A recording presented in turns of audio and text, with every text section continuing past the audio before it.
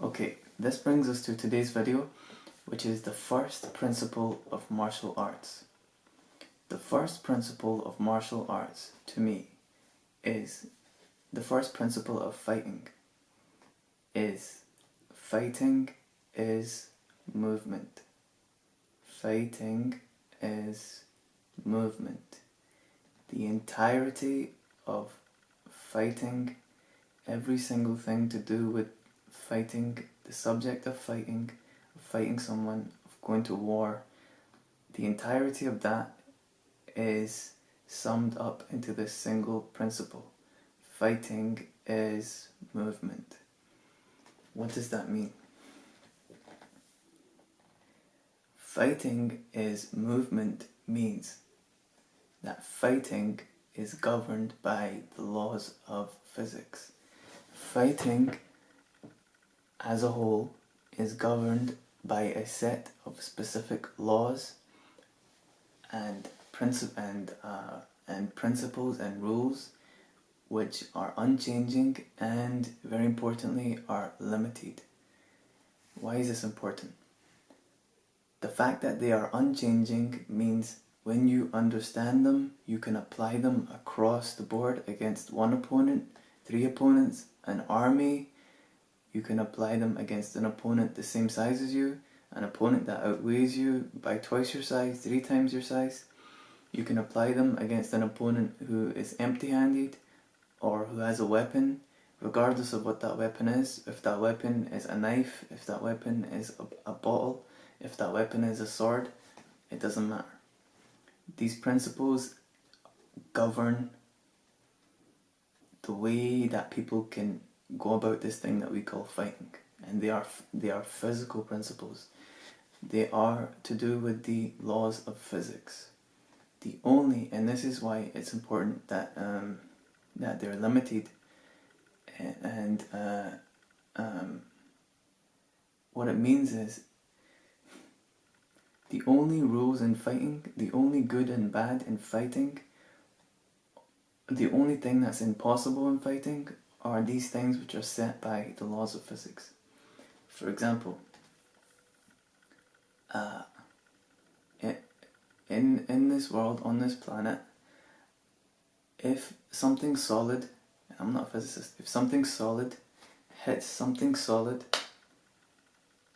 that thing causes an effect, it stops, you can't go further than this.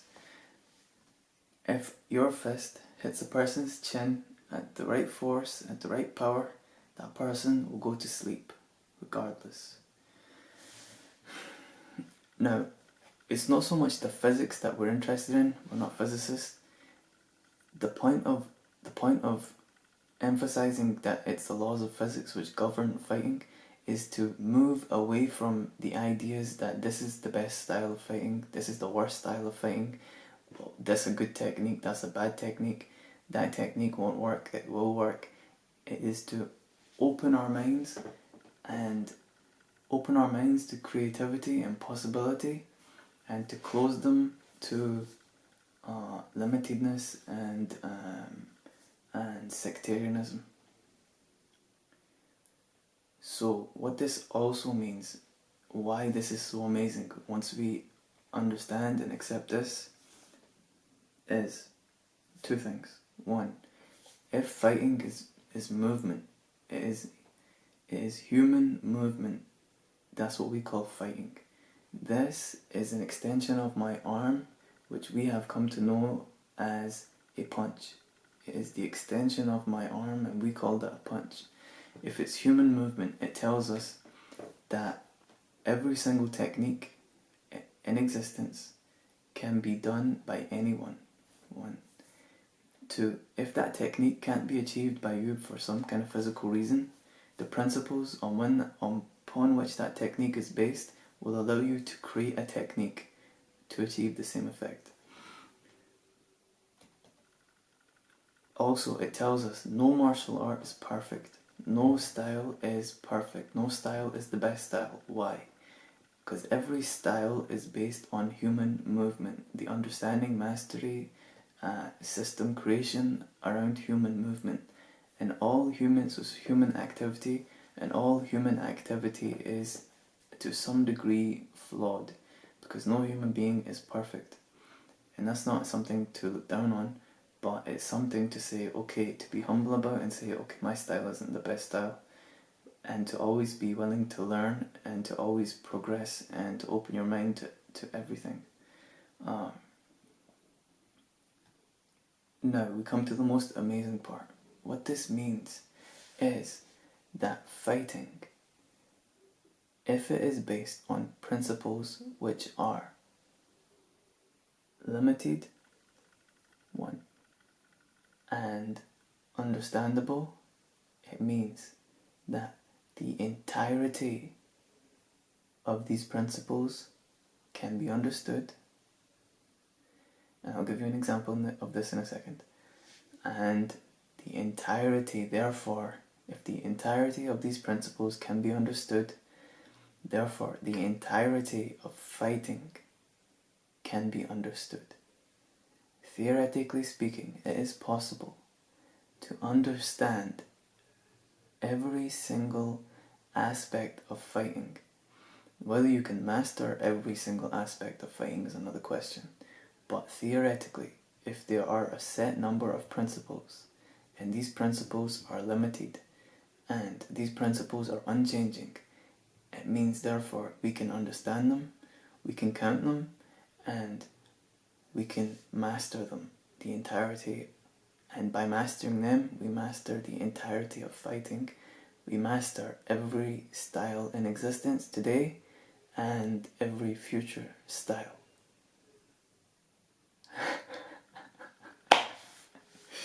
Okay, you don't believe me? Okay. I'll give you another principle to demonstrate. So, the principle, here's another principle. We'll go into detail on this in a future video, just to show what I'm saying is correct. Okay, we have certain styles which have come around which focus on taking people to the floor. They focus on different ways that you pick a man up, or you trip a man and you take him to the ground, whether that is wrestling through attacks of the legs, through double legs, single legs, etc., etc., or whether it's something like judo through clinching. And again, throughout all these videos, I don't claim to be an expert in any style. All I'm doing is, I'm a student, and this is a very big passion of mine, and I just want to share what I feel is valuable for others to hopefully benefit from and then contribute to. So you have these different styles that focus on taking people to the floor. Now, there is a principle which governs every single technique, the thousands of techniques which I do not know in my head. The majority of these techniques I don't know. I don't know how to do them. But there is a principle which governs all of them. That principle is that, let me show you something, that in order to take a physical structure to the ground, you must first unbalance that physical structure till it reaches a point of maximal tipping, roughly here, maybe more. And then you must prevent that structure from regaining its balance. And most likely it will do this by way of posting. So if this pen had a leg here, it could post its leg here, and it would prevent itself from falling over. It could take a step and it wouldn't fall. Now, the same applies to the human body. To take a man, a woman to the floor, to take a person to the ground, you must first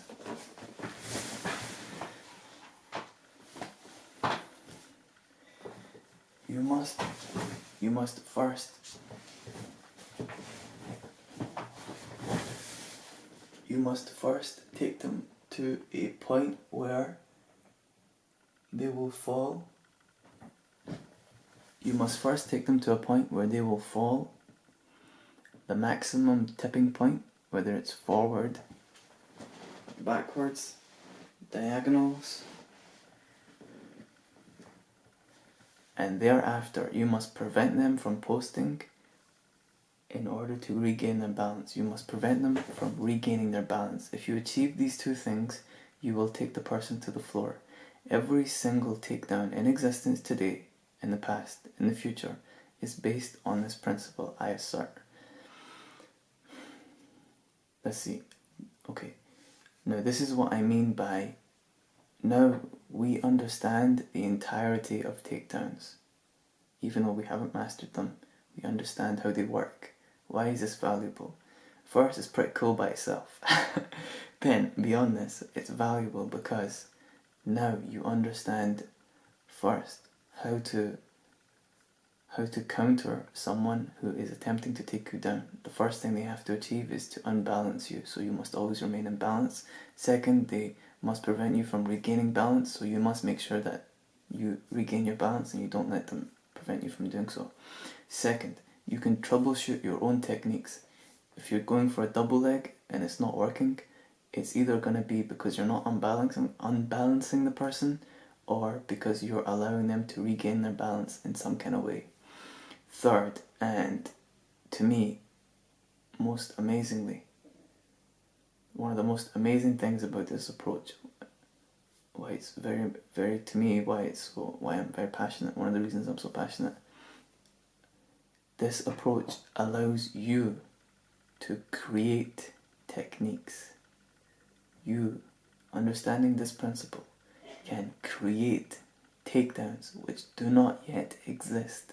From the 5,000 years of martial history that we have written down, you yourself can create something new which has not existed in the past, and you can add to this wonderful collection of techniques over these thousands of years. You can create something and benefit people and teach people and ultimately protect people by your technique. And you extend this, you create multiple techniques, and what do you have? You have a martial art.